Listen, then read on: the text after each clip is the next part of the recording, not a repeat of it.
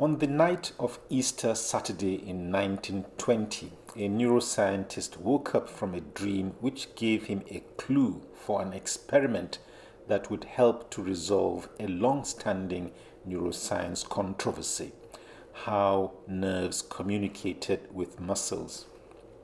Up to that time, investigators of this question have been deeply divided between the supers, those who argued that it was chemical, and the sparkers, who were convinced it was electrical.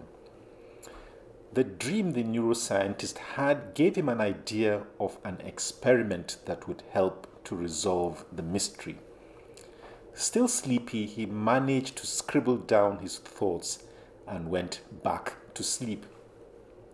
Unfortunately, on waking up in the morning, he could not read what he had written down. However, luckily for neuroscience, he had the same dream the following night, and this time he was taking no chances. He cycled to his laboratory where he performed a simple experiment, one of the most famous in pharmacology and neuroscience. The scientist's name was Otto Loewi. Hello, I'm Ibrahim Imam, and welcome to this edition of the Neurology Lounge podcast, where we will take a look at the history of neuroscience from the perspective of how we came to understand how nerves function. Loewi's story was narrated by Andrew Wickens in his book titled A History of the Brain. Born in 1873 in Frankfurt, Otto Loewi was described as a dreamer from the start, and in medical school he seldom attended lectures, and he only barely passed his first medical school examination. Disappointed in his inability to treat patients with tuberculosis and pneumonia, he abandoned clinical practice for basic science research, starting with investigations in nutrition and metabolism. Whilst visiting the laboratory of the physiologist Ernest Starling in London in 1902, Loewi met and developed a lifelong friendship with the famous chemist Henry Dale. Dale was the chemist who had discovered acetylcholine and with whom Loewi would jointly win the 1936 Nobel Prize. To test his ideas about neuromuscular transmission, what Loewi did was to stimulate the vagus nerve of a frog's heart, which was immersed in a solution. This expectedly slowed down the frog's heart rate. He then took some of the solution and immersed another frog's heart in it, the difference being that this second frog has already had its vagus nerve removed. To his delight, Loewi observed that the solution alone caused the second frog's heart to slow down. A true scientist, Loewi went on to repeat the experiment by stimulating the sympathetic nerve of the first frog, a procedure that expectedly quickened its heart rate. And like he did the first time, he again showed that the solution in which the heart was immersed was all that was required to quicken the heart rate of a second frog's heart, whose sympathetic nerve had been removed. Loewi correctly concluded that the vagus and sympathetic nerves, respectively, slowed down and accelerated the heart by releasing chemicals and not by electrically stimulating the heart. Brilliant. He called the chemicals released vagus stuff and accelerant stuff, what we now call acetylcholine and norepinephrine, respectively. In a bittersweet end to his story, Loewi was imprisoned by the Germans 2 years later when they marched into Austria. To earn his freedom, the authorities insisted that he give up his Nobel Prize earnings, which he duly did. He left for England in 1938 and then to the United States the following year. As is often the case in science, breakthroughs often have a long and winding course. And in this case, the concept of chemical neuromuscular transmission was actually first hypothesized far back in 1877 by the German physiologist Emil Dubois-Reymond. Dubois-Reymond had argued for chemically mediated transmission against the prevailing electrical view of the time. He even specifically proposed that chemicals released from nerve endings might make muscles contract, an idea that was disputed for so long.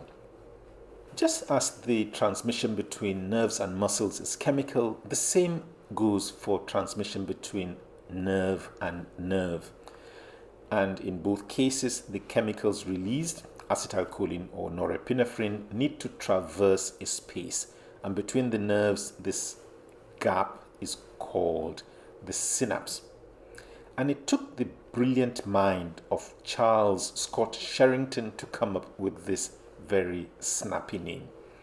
Born in 1857, Sherrington studied medicine at St. Thomas's Hospital in London and studied physiology in Cambridge. He was first appointed Professor of Physiology at the University of Liverpool in 1895 and then at University of Oxford in 1913. Described as sensitive, friendly, humble, and generous, Sherrington is above all a genius. Sherrington is perhaps best known for his work on the spinal cord, which established the basis of the stretch reflex. An example of this is the knee or patellar jerk that neurologists are always eager to elicit, and the absence of which every patient dreads. Sherrington demonstrated that the muscle jerk is a response to stretching of organs within the muscles called muscle spindles. He also showed that the degree to which the muscle responds is proportional to how much these spindles are stretched. For these breakthroughs, Sherrington was awarded the Nobel Prize in 1932, appropriately along with Edgar Adrian, another British neuroscience great. Apart from discovering the minutiae of motor and sensory nerve transmission, Adrian also established the all or none principle of muscle contraction.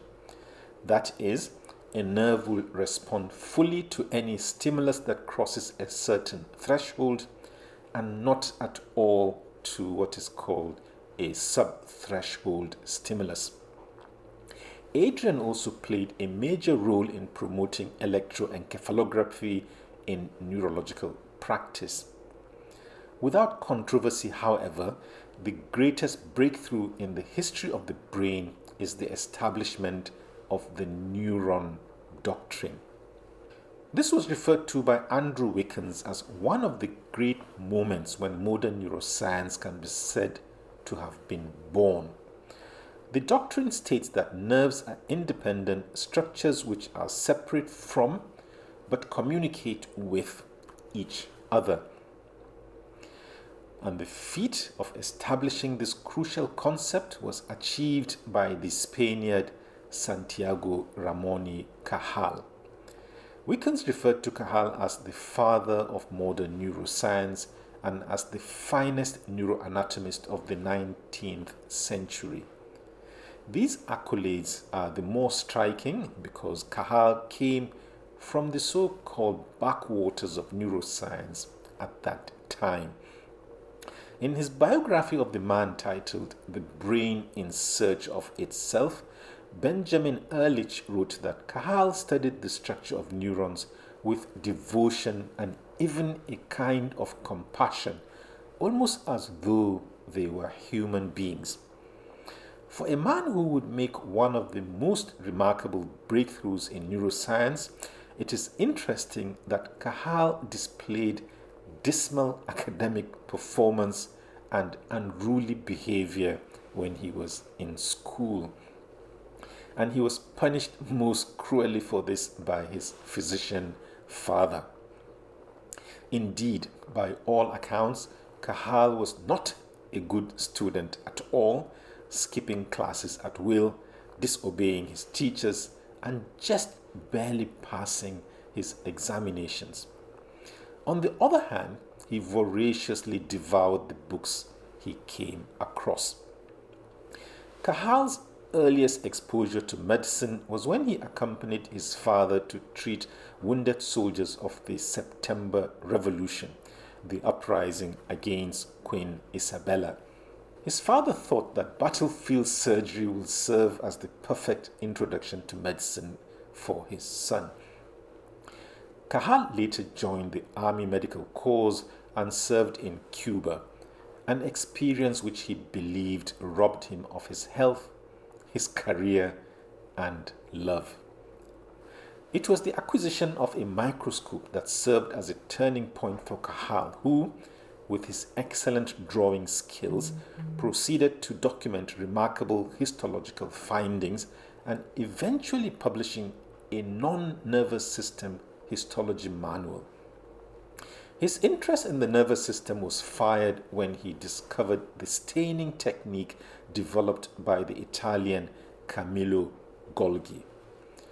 Golgi had published a paper in 1873 announcing a staining method called the silver staining technique or the black reaction.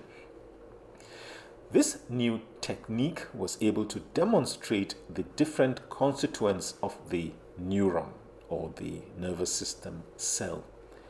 It is notable that Golgi made this breakthrough when he was working in a hospital department kitchen that he had converted into a laboratory in Abbiate Grasso near Milan. Golgi's studies had convinced him that nerves were in direct contact with each other, fused in a network. This formed the basis of the reticular doctrine, a concept that became widely adopted and established as the paradigm.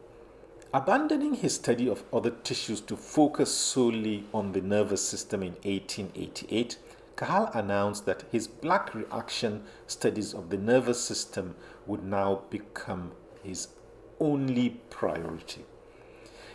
A self-taught microscopist, Cajal carried out his research in a laboratory that he had set up in his house.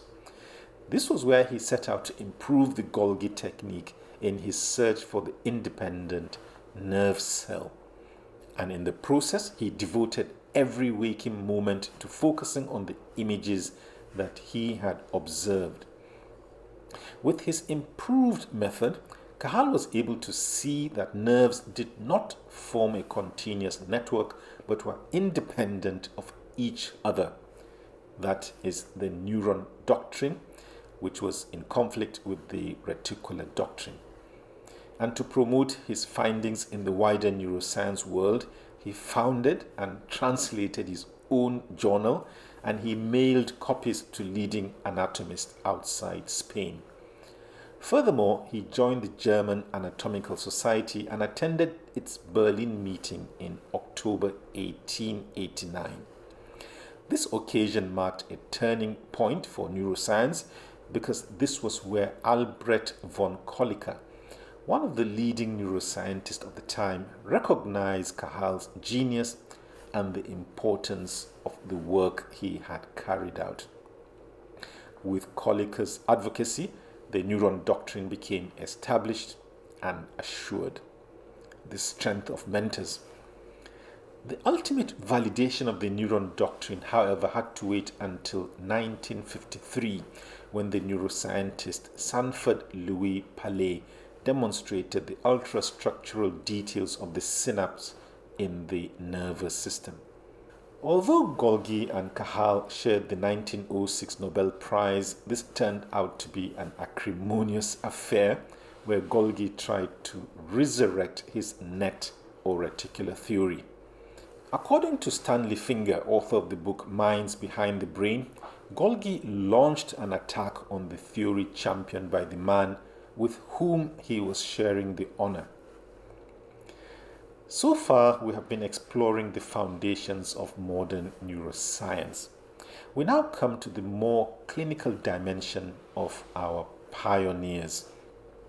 And we must start with the story of a man born in 1621 in Great Bedwin, Wiltshire, who will eventually come to be acknowledged as the father of neurology. Although he intended to take holy orders, he switched to medicine because of the religious turmoil of the time.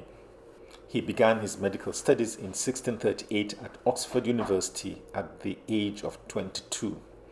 But this was disrupted by the onset of the civil war that raged between the royalists fighting for King Charles I and the Puritans who were led by the parliamentarians Oliver Cromwell and Thomas Fairfax.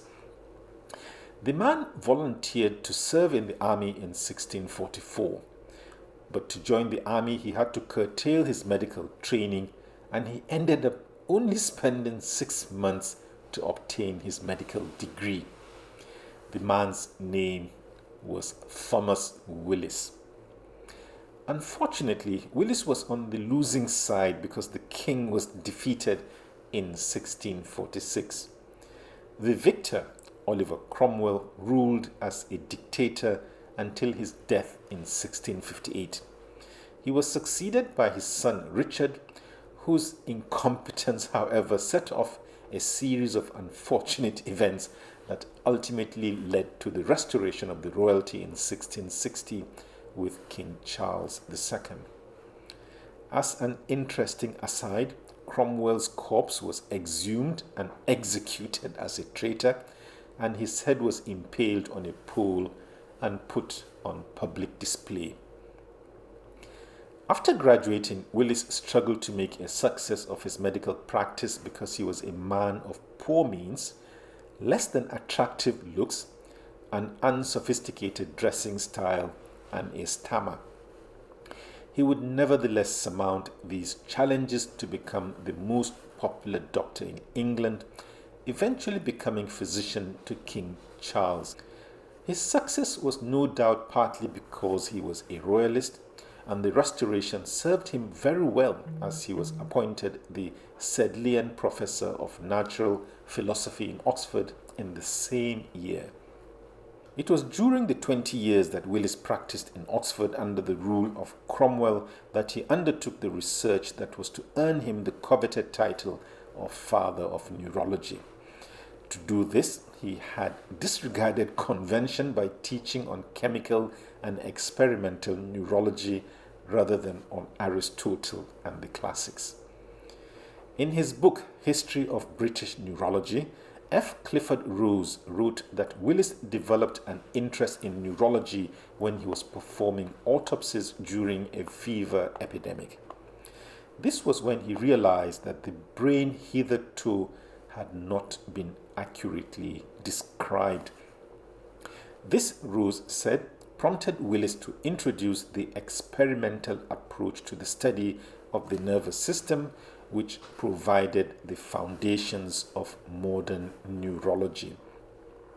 In setting his research course, Willis was most influenced by William Petty, the anatomist who Carl Zimmer, in his book Soul Made Flesh, said skipped Galen entirely and cut open the cadavers of criminals himself. Petty himself was most influenced by the philosopher Thomas Hobbes, making Willis a sort of Hobbesian. And amongst his colleagues in what came to be known as the Oxford Circle were such famous names as the physicist Robert Hooke, the chemist Robert Boyle, and the architect Christopher Wren. Realizing that his ideas of the brain were flimsy, Zimmer said Willis resolved to unlock the secret places of man's mind by the opening of heads, a task that became an obsession for him. Working with his assistant Richard Lower, Willis took a different approach to dissecting the brain from that which Andreas Vesalius before him had taken. Zimmer wrote that Vesalius had dissected the brain not by removing it intact from the skull, but by sewing slices off the top of the head, exposing fresh surfaces one after another. The farther down he went, the more mangled and decayed the brain became. Willis, on the other hand, approached the brain from the underside and extracting the brain whole and intact, what is still done today. Willis also traced the nervous system from the brain to the rest of the body. Zimmer said Willis became the first truly great neuroscientist because of this approach, and also because he was able to link the diseases and disorders that people experienced in life to the abnormalities he found in the brains after death. The discoveries made by Willis, which set neurology on a firm course, included differentiating between the grey and white matters of the brain and establishing that the brain, and not the ventricles, was responsible for memory and cognition.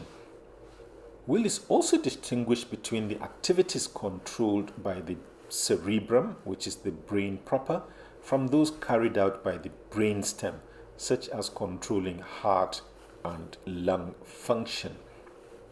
Willis also provided an accurate picture of the blood supply of the spinal cord and a modern classification of the cranial nerves.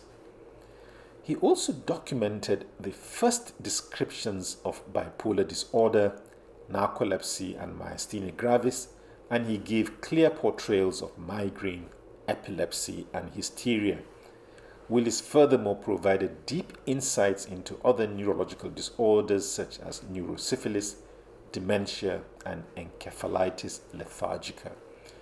You can see why he was the father of neurology. Furthermore, he contributed to the understanding of non-neurological diseases such as achalasia, asthma, emphysema, diabetes, malaria, typhoid, puerperal fever, and tuberculosis. But his most important breakthrough, certainly his most famous, was his description of the blood vessels at the base of the brain that now bear the name, the Circle of Willis. According to Zimmer, Willis recognized that the circular arrangement of blood vessels was a wonderfully designed structure in the brain that ensured the entire brain was supplied by blood, even when part of the structure was damaged. Willis's ultimate legacy to the field of neurology is to give it a name, neurology, or doctrine of the nerves. And he did this in his second book titled Cerebri Anatomy, which was published in 1664. Considered to be the first monograph dedicated to the nervous system, Cerebri Anatomy went through 9 editions in its first 2 decades and remained an authoritative source for the following 2 centuries. The book enhanced Willis's status, expanded his clinical practice, and made him the wealthiest man in Oxfordshire. Neurology is lucky that many eminent names followed in Willis's footsteps to help define neurological practice. But 5 icons stand out above the others as the true pioneers of neurology. These are the first physicians to devote their careers completely to the specialty and thereby establish its principles and practice. The first was Moritz Heinrich Romberg, who was described as the first physician to give particular attention to the structural diseases of the nervous system and who established neurological practice as we know it today. Apart from his best-known innovation, the Romberg sign, he also contributed to the understanding of tabes dorsalis, and he published a landmark book titled Le Buch der Nervenkrankheiten. Pardon my German. The second pioneer is Duchenne de Bulougne, or Guillaume Benjamin Amand Duchenne. Duchenne is described as the strangest figure that ever entered the field of neurology because he started his clinical career by himself and continued as a solitary investigator during his entire life.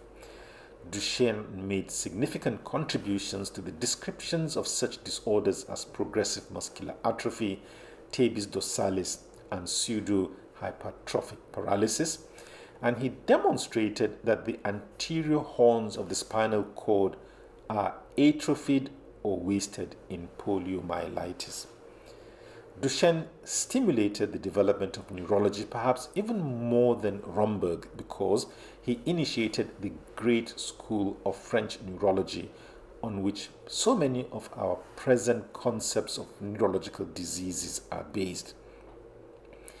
The third pioneer is Wilhelm Heinrich Erb, referred to as the most brilliant clinical neurologist of the latter part of the 19th century. Erb's contributions hinge partly on two of his books, which respectively describe disorders of the peripheral nerves and of the spinal cord and medulla, which is a part of the brainstem.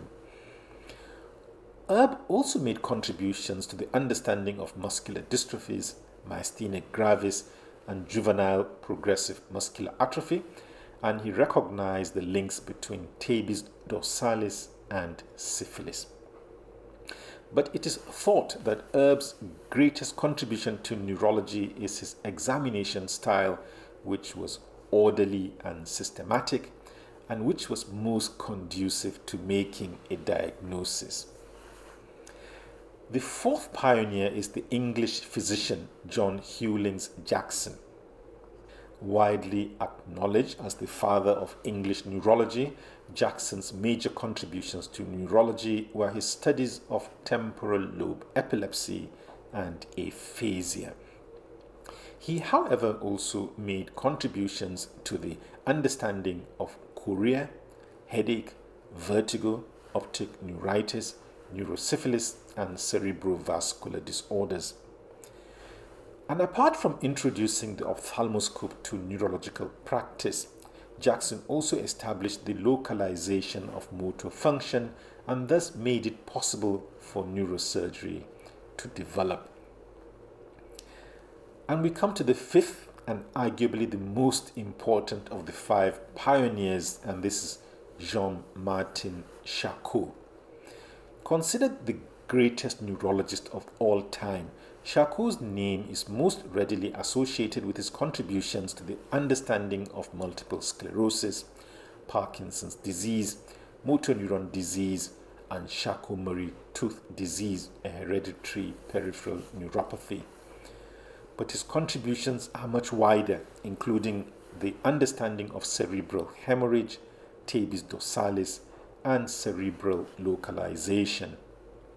In their exhaustive biography of the man titled Charcot Constructing Neurology, Toby Gelfand, Michel Bonduelle, and Christopher Goetz wrote that Charcot was the unchallenged personification of medical power at the height of his career.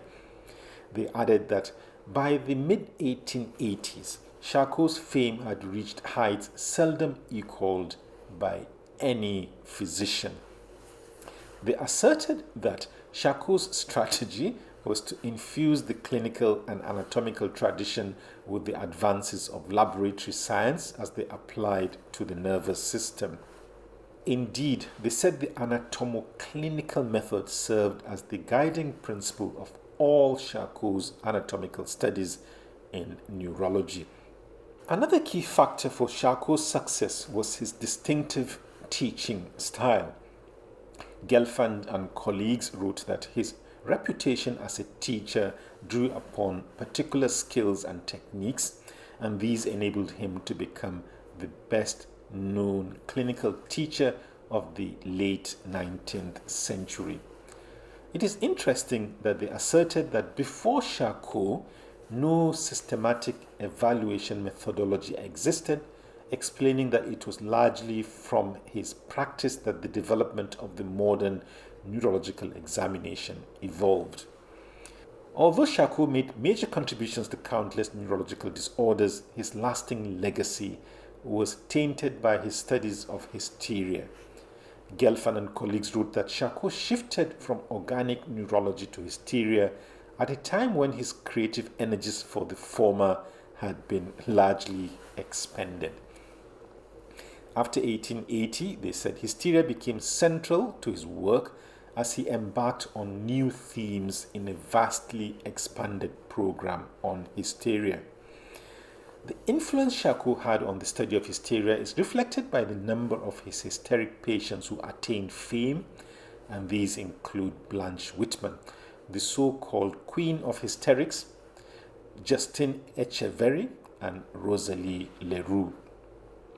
It is, however, telling that his views on hysteria were abandoned after he died, even by his disciples.